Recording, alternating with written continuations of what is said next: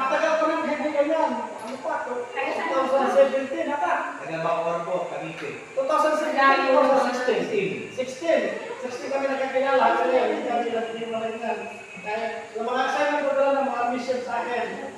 Sina, Magyaya. BFF? Ministry partner po. So yung nagkakalat ng mga sa pangkat. Nagkakalat dito sa atin. Kaya sa akin yun. Ay, di maganda kung marami tayong gawin sa manitan para marami tayo. Ay, sabay ako sa sabi ko, Blessing. blessing. Subukin mo yung kirutin, tapos mo lang yung sa ano. Kirutin mo sa ganun. Kilala nyo siguro, baka hindi ko na kilala. Kaya karamihan, kilala nyo na. Kilala dito yan. Lagi dito matagal na. Hindi na bisita sa pastor. Isang mapagpalang araw po sa inyo lahat. Ako'y nagagala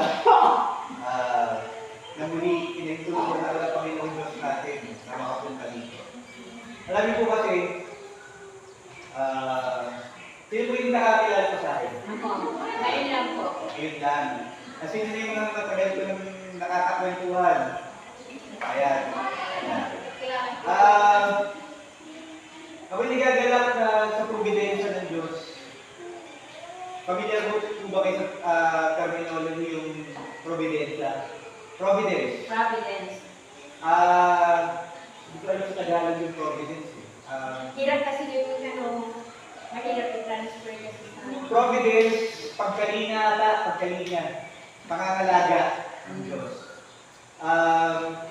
Isa to, condition na binigay sa akin ng Panginoon, part ng kanyang providence, kasi hindi ko ito pwede itong malaki. It's just a privilege. Ito sa Tagalog hindi sa karapatan.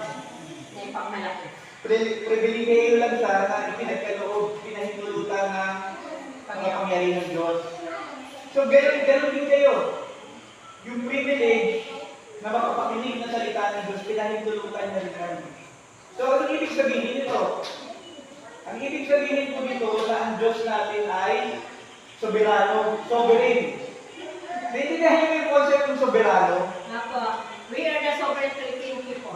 Sila po, kayo po, naiintindihan niyo po ba yung konsepto ng soberano? Pag sinabing soberano, ano yung pagkakaintindi niyo po? Ang ibig sabihin niyan, walang mas mataas pa sa kanya. Amen. Yung decision niya, hindi pwedeng baliin.